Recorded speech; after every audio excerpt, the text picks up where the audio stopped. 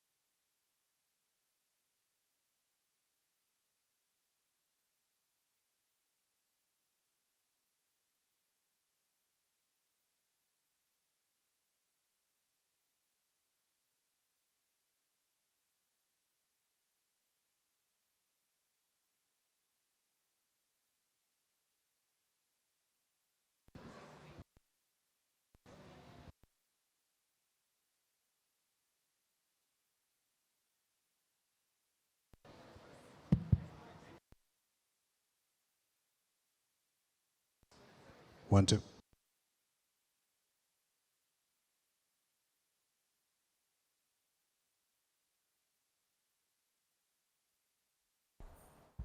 Good afternoon, everyone. I am going to get started. They will find us. They will catch up with us as they try to find the room. Your Excellencies, ladies and gentlemen, welcome to this session on leveraging the African insurance industry to create resilient African economies. My name is Boholo Joy Kinuendo, and I am the Africa Director and Special Advisor to the UN High-Level Climate Champions. And it is my privilege today to welcome you to this event. Ladies and gentlemen, we meet again at a very critical time to decide on how to act to save our planet. Here on the African continent, we follow up on the pact at the made at Glasgow with a COP that was focused on implementation. We are here once again talking about an Africa COP, an implementation COP, an action COP, from summits to solutions, and we want to know and we demand action. We were yesterday at the main opening of the Marrakesh partnership, and there was a young person there who kept speaking to the issue of action. And I am putting it very mildly and politely. She used much stronger words than that. She said consistently, leaders lie, and we need solutions. So I'm very happy to be here today to speak to non-state actor-led solutions that will deliver for Africa an Africa-led solution for Africans, and that will deal with African problems. We're here because the signatories of the Nairobi Declaration are here to share with us an opportunity to turn talk and pledges into real action. As you've heard over the last few days, Africa is the most vulnerable continent to climate change impacts. And under all scenarios above 1.5 degrees Celsius, there will be dire impacts for the continent. Despite having contributed the least, it certainly faces the most dire and exponential collateral damage, posing systemic risks to the already vulnerable economies. Infrastructure, investment, livelihoods, food, water, public health, agriculture, all under serious threat in the continent. And of course, we want to make sure now, with those that are on stage, that we are putting a viable, credible solution that is sustainable, that will make sure that Africa starts to build on its resilience and works on increasing Africa's adaptive capacity. And I am pleased today to introduce this panel that will take us through the solution that is offered by members and signatories of the Nairobi Declaration. Starting off with, let me see who I'm going to start with here. All right, so we're gonna get started here with Leslie. There we go. We're going to get started with Leslie Ndlovu, who's the CEO of African Risk Capacity, who's sitting in the middle. And we also have Dorothy Maseke, who's the Group Head of Risk and Compliance of ICEA LION Group, right next to me. And we'll have Kelvin Massingham, who's sitting over there. He'll make a comment from the floor. And we'll have Patty Karuhe Martin, right at the end. And lastly, we have Philip Lopokoiyit. I should have learned these last names before. I don't like it when people do it to my last name.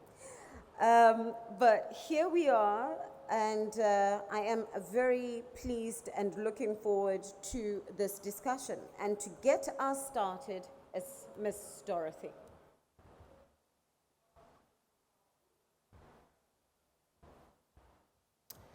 This past weekend, in my home country, Kenya, there were reports of a 7-year-old boy who, out of a desperate need to address extreme hunger his family was facing, cooked a meal of chameleons for 2 of his younger siblings. As you may suspect, his younger siblings were later hospitalized. Make no mistake, in my home country, chameleons are not a delicacy. So you can imagine how desperate this young boy was. The following numbers have been reverberated throughout this event. In Africa, over 500,000 people dead of a drought-related hazards. The losses, over 70 billion USD. 1,000 flood-related incidents. 20,000 flood-related deaths. In Kenya, my home country, 4.3 million people face extreme hunger. 120,000 lactating mothers face a dire need of nutritional support. 2.5 million livestock have died or are dead. Our wildlife have not been spared either. 273 elephants, 512 wildebeest, 400 zebras, 51 buffaloes, 12 giraffes, all dead in under 9 months. As Kenya faces its worst drought in 40 years. That is our current reality, ladies and gentlemen. And these are just numbers from one country out of 54 countries on this continent. Now, if we do not see the challenges that we face today, challenges of drought, cyclones, and flooding, as threatening our current reality, and more importantly, threatening our future, then I don't know what will. If we cannot tackle the challenges of today, then as insurers, what business will we have tomorrow? As political leaders listening to me today, whom will you govern tomorrow? What will transition away from being a hungry, broken continent? It is for that very simple reason, among others, ladies and gentlemen, that as signatories of the Nairobi Declaration on Sustainable Insurance, we are here today to make a couple of commitments. We are going back to the original intention of business, to support society. We are encouraged that we have an ever-growing ambition from us to address these challenges. And therefore, today we announce the setup of the Africa Climate Risk Facility. This facility is a mechanism to scale private sector underwriting of climate disaster risk in Africa. It will facilitate the uptake of climate risk insurance by African sovereigns, by cities, by humanitarian organizations, in order to help African countries better manage financial impacts of climate shocks and increase resilience of our most vulnerable communities. Now, given the scale of loss and damage finance required, Africa cannot continue to rely on international aid and developed world climate finance commitments as we respond to these climate catastrophes. Therefore, local, market-based disaster risk financial solutions must be developed, but more importantly, must be scaled, with insurance being a very critical tool. The Africa Climate Risk Facility, ladies and gentlemen, is actually a response to this need. At the same time, we know there are challenges. The sovereign demand side challenges of constrained fiscal spaces, which we all know about, and low capacity, and the supply side challenges of technical ability to underwrite these complex climate risks. There is need for donor funding to move the market towards sustainable self-functioning. It is for this reason, ladies and gentlemen, that this facility will also include a multi-donor trust fund to support market-building activities up until 2030. Now, what will this facility do? This facility will provide gradually reducing premium subsidies for sovereigns and sub-sovereign climate risk solutions up to 2030. It will also empower local insurers to underwrite climate risk within their countries. It will provide the necessary technical assistance to governments, to cities, in order to create the right environment for climate risk solutions to be effective. It will also work together with development partners and donors who are already engaged in providing capacity building, such as the Africa Climate Risk Capacity Agency, the Global Risk Financing Facility, and the Insurance Development Forum, of course, among others. As signatories, therefore, we make a pledge today. We are going to underwrite a cumulative figure of $14 billion to cover climate risks by 2030. And this is to protect 1.4 billion people against floods, droughts, and tropical cyclones. Please note, these are cumulative figures up to 2030. So what does that mean? In the year 2023, we plan to cover 140 million people in Africa. Seems ambitious, I can see, by how you're looking at me, but we can do it. But to do this, and as mentioned earlier, we are looking for support from donors and partners to move the market towards sustainable self-functioning. And we're looking for 900 million US dollars to ensure this 1.4 billion people by 2030. It's actually that direct. 900 million US dollars for 1.4 billion lives. Again, cumulative figures by 2030. Now, ladies and gentlemen, with this facility, no country will ever have to reallocate funds from prior preset priority sectors in order to respond to a loss and damage need. As you can see, this ambition is not driven by some short-term isolated approaches. We are working together as 85 signatories to the Nairobi Declaration. We are connecting all the dots. We are coming together as risk managers, as risk carriers, to ensure we support resilience of our African economies. Now, the call is urgent. The time for action is actually now. We have woken up with one united heartbeat and joined together to build a responsive sector that will play its role in creating resilient economies. A society that is better primed for future disruptions occasioned by climate change. And indeed, we concede, climate change is a moving target. The world is getting hotter, and that's why we are all gathered here, to make things better. But as insurers from Africa, we are here to echo the sentiment of hope.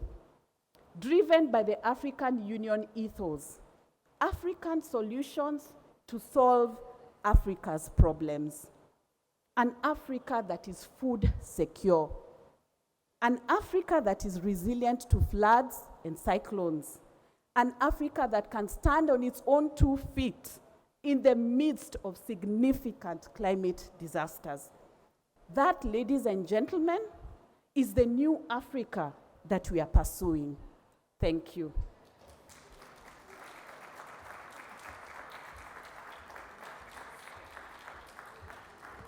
There is zero doubt about Ms. Dorothy's passion for delivering on action for the continent. There is no doubt on why it is important that we act now.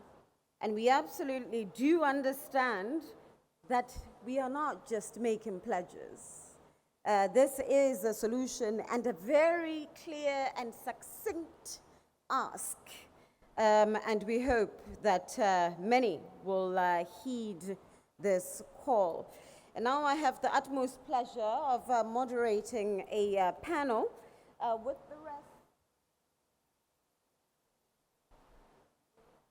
the rest of those that I introduced at the beginning of this session. So we have heard Dorothy's passion. I wish we could start replaying your statement now. But I just want to start with you, Leslie. We've heard about the ambition and we've heard about the commitment that has been driven by the private sector. Now tell us from your African risk capacities focus area, you have been underwriting these risks for some time. Why is more insurance and this particular facility important now? Is there really a need for this facility? The scale of the problem that we face is so vast that we cannot do it by ourselves. It really requires the collaboration and the cooperation of the entire African insurance industry. And I am really delighted that I am on the stage here with my fellow industry CEOs, working together to develop a common solution, which we believe will be a major difference maker for the African continent. I would say what is unique about this collaboration that we have today is that it is African initiated, it is African led, It is African owned, and it is backed by 85 insurance companies from the African continent. We will not be able to create a sustainable market solution if we exclude the local insurance industry.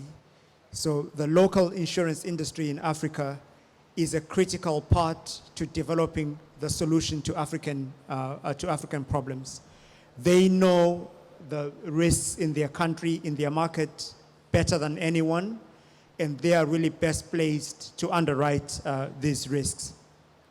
And then the obvious question I think that can be asked is why has this not been done before? And I would say that the catalyst for this collaboration that we are setting up has been the realization that we have all come to regarding the urgency to act in the context of climate change. In the past 10 years, there is increasing availability of knowledge and of data around the pricing of the climate-related risks. And also, I think as Dorothy mentioned so eloquently in her remarks, that part of what's been missing is the premiums, the subsidization of premiums, which is an essential catalyst for the creation of the market. I think in the creation of a new market, it's normal that you have subsidies in the beginning to catalyze the market. The internet is a very good example of that initially it was developed heavily subsidized by the US government. But out of that, we have now a viable industry which is now underpins everything that we do. And the Nairobi Declaration, in my view, is along that well-traveled path of success. Thank you. All right.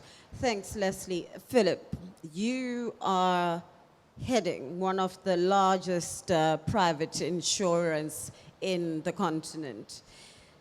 Why is it that we need to create this Africa Climate Risk Facility? What value is it going to add to the continent and the insurance industry? Thank you very much. The Africa Climate Risk Facility is important for us because it makes a difference in the journey on sustainability. The numbers we have discussed, $14 billion cumulatively over a period, cover $2 billion in terms of premium. And the facility will enable us to cover certain risks like floods, cyclones, and droughts. And Dorothy was here just talking about the drought in Kenya. I was speaking to someone yesterday who has, the entity has been keeping rainfall statistics over the last 70 years. And they say that the rainfall this year is the lowest ever over the last 70 years. So some of these risks are here. They're happening now. And this facility is certainly going to help us in terms of capacity, technical capacity. It's also going to help us in terms of sustainable development.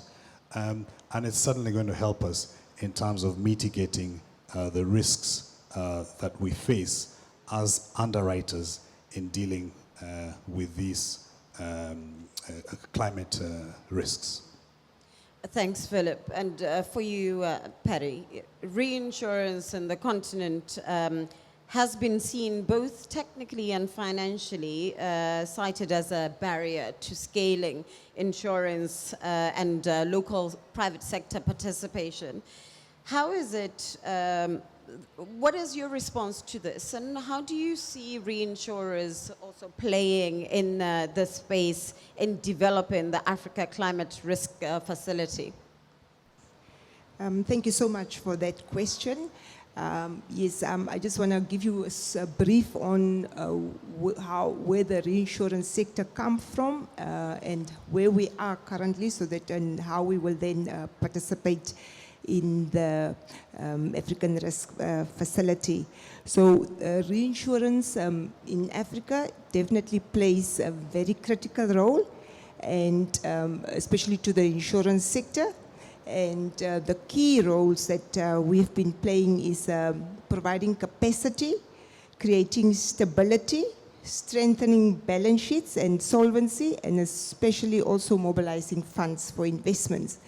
Now, as you are all aware, reinsurance companies were also started with the aim of retaining within the region parts of the business to be reinsured that was previously been reinsured outside of our own regions.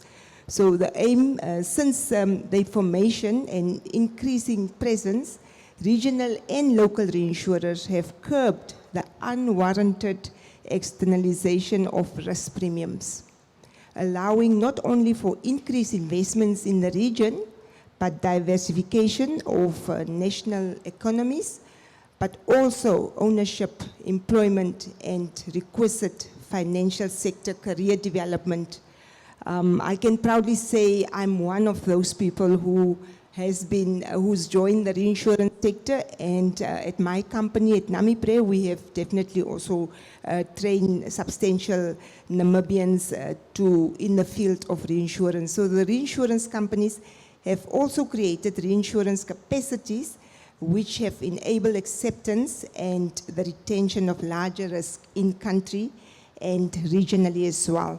Now, there's some statistics I would like to share with you in the sense that from 2004 to 2010, the local and regional reinsurers such as Africa Re, Kenya Re, ZEP Re, East Africa Re have been writing gross written premiums of around 3.5 billion US dollars. As we speak, the Atlas magazine can report that Africa has over 42 reinsurers and on the continent, and we write our current premium as of 2020 has grown to 5 billion US dollars. So those numbers are indicating quite substantial increase in premiums. I'll just quickly share with you the challenges, and then I'll close off. The challenges facing reinsurers and insurance companies in Africa is both internal and external. But obviously, I think the one that always comes up is the experience required, suitable skills and manpower. However, I can definitely say that Africa do have very qualified reinsurers in the continent. Just to close off on how we as a reinsurer can, as an African reinsurers, where we will come in with the African Climate Risk Facility, we will be assisting in remedying the current challenges in providing adequate capacity. Funding can be used for technical product development as well as also for underwriting. So this will obviously allow for economic reliance on the continent, resilience, and it will also make sure that that we as African reinsurers retain our premiums in country. Thanks, Patty. So I just noticed something. You can tell who's actually in the financial sector and who isn't, because my sneakers, everybody else looks very smart and chic, and I thought, oh my God. Ms. Patty, thank you for that. And I want to, there's a question that just came out of social media, Leslie, and I want to direct it to you.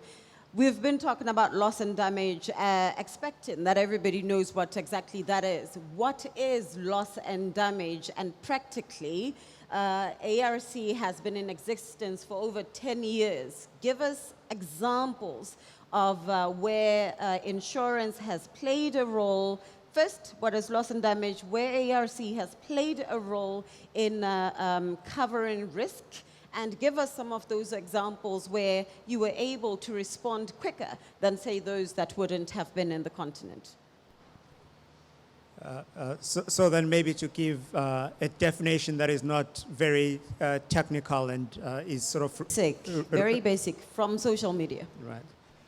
So then when you look at natural catastrophes, so droughts, floods, and tropical cyclones, the frequency and severity of those sort of events is increasing. I think we've all heard and seen the droughts that are going on in Eastern Africa, in Somalia, in Ethiopia, in northern Kenya, also in the Sahel, and in Southern Africa. We've seen the flooding that is happening in West Africa. And the increase in the frequency and severity of those events is exacerbated by the impact of climate change. So then what has caused this climate change, right, is the pollution via the emission of carbon dioxide. And then the question becomes who has been responsible for polluting or for the emission of the carbon dioxide.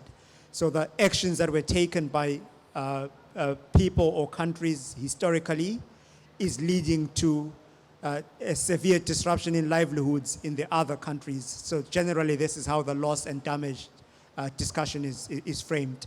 Obviously, I say this with a lot of caveats because I don't want the academics to get on my back because I've...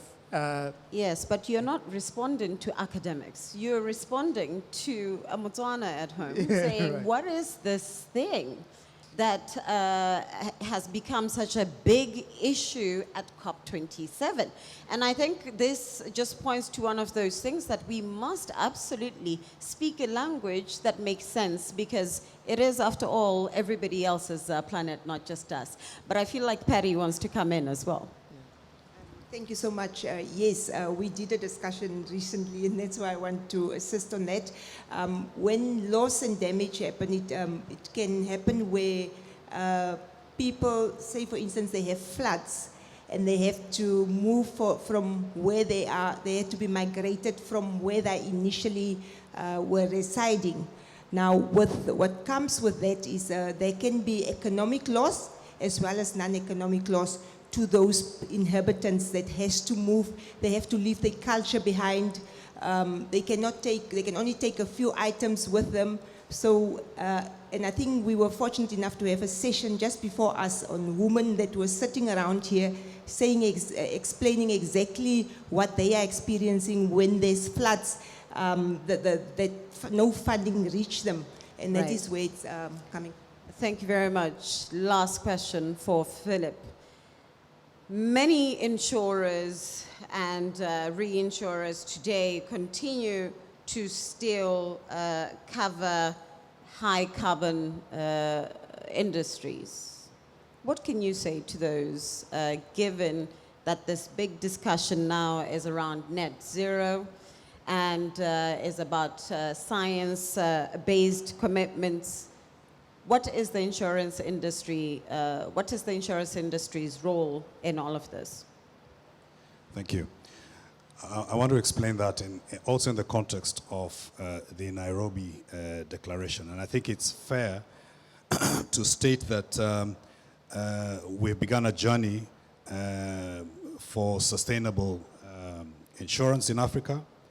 And in that journey, we're going to have to go in terms of enhancing our capacity, in terms of building the architecture on some of the products, and also just understanding the equation between risk and returns with respect to climate risks.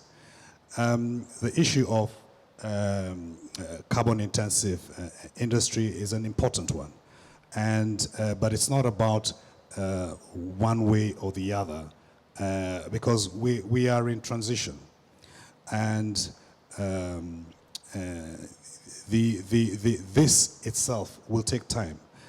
There are a number of factors that we also have to look at. In our economies, we cannot compromise our medium-term prosperity in the context of this discussion. Therefore, as risk managers, we will be seeking to advise our insurers, our clients, on how we can transition, how we can take into account the social and environmental elements with respect to these. And this has been part of the discussion about a just transition, and therefore we wouldn't expect in the short term to compromise our business principles. However, we recognize that this transition will happen. It must happen, it will happen. And in that context of that transition, we'll work together with the underwriters, we'll work together with the regulators, we'll work together with our development partners in order to build onto that transition. And also in the context of what one may call uninsurable risks. And I think just circling back to an important point you had asked about the Africa Fund, this is actually going to fill in that gap and also just provide us an opportunity based on the capacity that we currently have to take into account some of those uninsurable risks and migrate them to insurable risks going into the future. Thank you. Thank you very much, Philip. Leslie, last thoughts? Yeah, if you may just allow me to add on to what Philip has said, that I think that transition cannot happen at the same speed for every single country. So on the African continent, we acknowledge the need for the transition, but it cannot be at the same speed at which it's happening in all the other countries, because context in all of this is extremely important to take into account. Thank you. Thank you. Thank you. Okay. Thank you very much, Leslie, Philip, and Patty, for engaging me in that very brief discussion. We have exactly 3 minutes to the clock, and I'm going to ask Kelvin to come and give us some closing remarks. And just to recap, we're here with the signatories of the Nairobi Declaration. Kelvin. Thank you, Bogolo. And I was supposed to make opening remarks, but I'm very happy to make closing ones. And I think this is a significant moment for the African insurance industry, because what we're seeing here today is an African initiative, an African-owned platform for responding to the resilience needs of the continent. And what we're seeing is a significant ramp-up in the private sector ambition to finance adaptation and resilience. And really, it's coming out of an African-owned organization, which is the Nairobi Declaration on Sustainable Insurance, which started in April 2021 only at a market event that was led by UNEP PSI in Nairobi and was hosted by ICEA LION. And over a very short space of time, that group of signatories has grown to 85. And so we now have a large body of African insurers that are saying that they want to come to the table and provide solutions to the resilience needs of this continent. So that is very exciting. I heard an analogy which is, I think, similar to what the Nairobi Declaration has been through. And it was an analogy of the process that the COPs have followed. It was from an African leader yesterday. And what she was saying is that for the private sector, Paris was like the engagement, then Glasgow was like the marriage, and here at Sharm el-Sheikh, it's like the consummation, where we're deciding to have children and to move forward and really have an impact. And at future COPs and future kind of announcements of the Nairobi Declaration, we're going to be celebrating the children that are growing up and having a real impact. And so I think that, for me, is exciting. And what we're going to see going forward is that you have real transactions that are supported by this initiative, and we're going to be able to celebrate those as the children.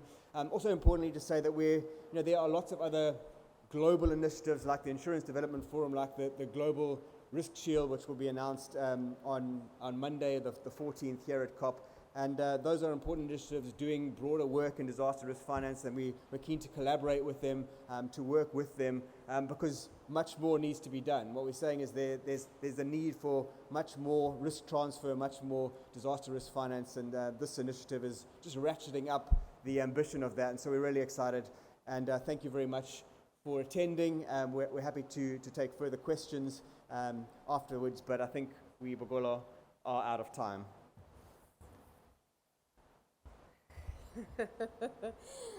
Thanks, Kelvin. We have been running against the clock, but I see, just as I'm about to close, that Dr. Mahmoud is here, and honestly, the events team cannot kick us out when he's here. So, unfortunately, Mayor Akisoya and her team had to also leave, and a minister had to leave, but they both believed in the program, had hoped to speak at some point, but we ran out of time. I'm going to ask for 3 more minutes. Thank you, Anjali, for Dr. Mahmoud to come to the stage. And as he prepares himself, I want to remind the room that we are here to listen and hear about the commitments from the insurance industry, signatories of the Nairobi Declaration on Sustainable Insurance, and they have committed towards the Africa Climate Risk Facility. And Kelvin just stated just exactly what makes this facility different. And I'd like to welcome Dr. Mahmoud Muhyiddin, the climate champion for COP27.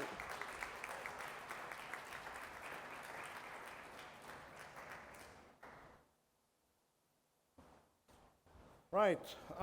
Thank you so much for giving me this opportunity.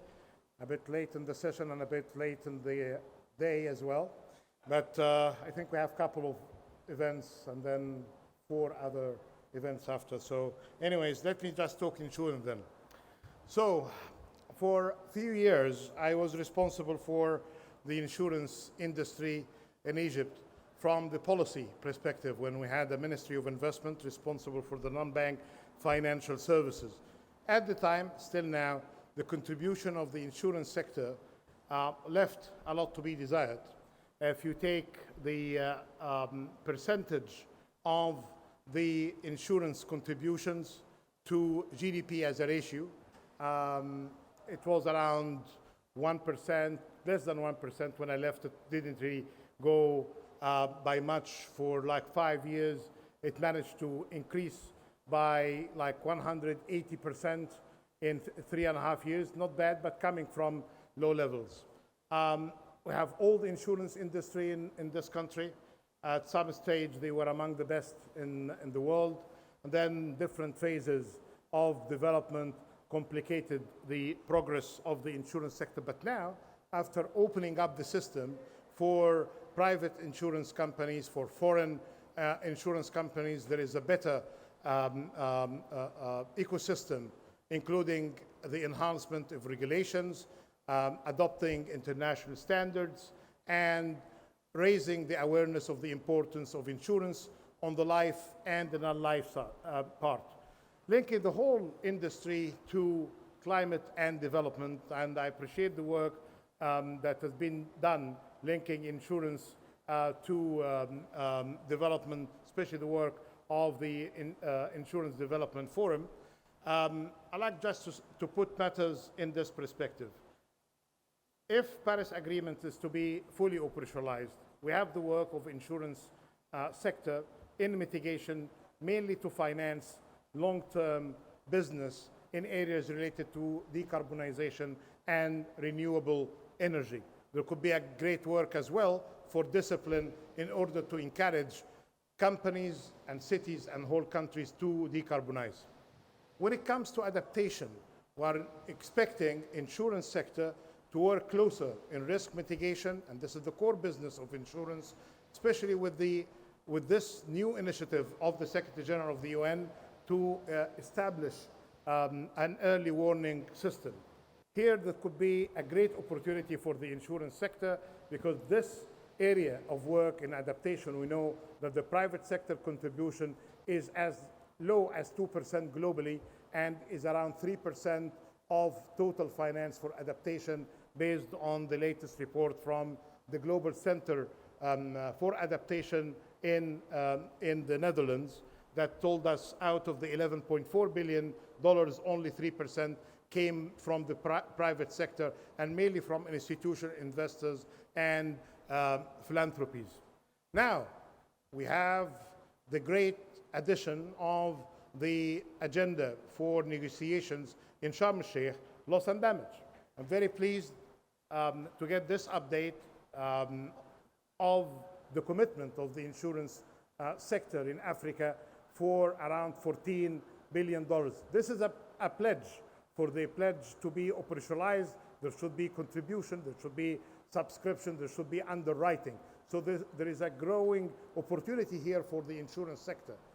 I don't know yet, nobody knows yet, what would be the outcome of the negotiations. We had now the item on the agenda for COP27. Negotiators are going to be working hard in order to give us some sort of an outcome that we can work with as non-state actors, including investors and the insurance companies. But I think if the early warning system is in place with good arrangements that will cover us on the substance of the loss and damage, the insurance sector can really identify areas of work, mainly on the prevention, that could be very helpful. But if the first line of defense is failing and the second line of defense is compromised, mitigation, adaptation will have nothing but the main core business of insurance to step in and to support the work of the loss and damage. But this is for the future kind of losses and damage. The stock of loss and damage is a different story, but again, we can really bring the wisdom of the insurance sector in that. What I'm trying to say, if there had been so far good contribution from the insurance sector for development and climate, and there is no contradiction between your work there as insurance companies, as in development or in climate, they are complementing each other as established by evidence in many countries, including in Africa, there will be even more business for that. What will be missing then is the thing that had been really the obstacle for the development of insurance in developing economies and emerging markets.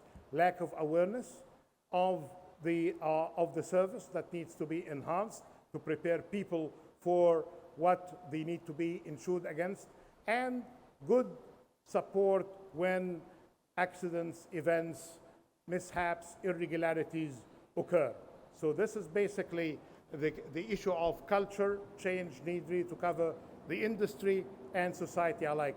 Having said that, there could be many opportunities, and we have been working closely with the Atlantic Council on the role of the insurance sector, with the champions, and there could be many opportunities to get together practically for an implementation COP to identify better what could be the areas, what could be the details of these areas of new business, especially in emerging markets and developing economies. Having Bugulu just next to me here, I would say with emphasis on Africa as well. Thank you so much, and great to be with you here. Thank you. Thank you, Dr. Muhyiddin. Thank you for that statement of support for the African insurers and reinsurers. And lastly, to reaffirm, to restate, we are here reaffirming the African insurance sector's triple role as key climate mitigation and adaptation agents, risk managers, risk carriers, and investors. And the sector does so through its commitment to a $2 billion Africa Climate Risk Fund and facility, and this fund will transfer a $14 billion worth of risks from most vulnerable African population through insurance solutions. Ladies and gentlemen, thank you for your attention and good evening.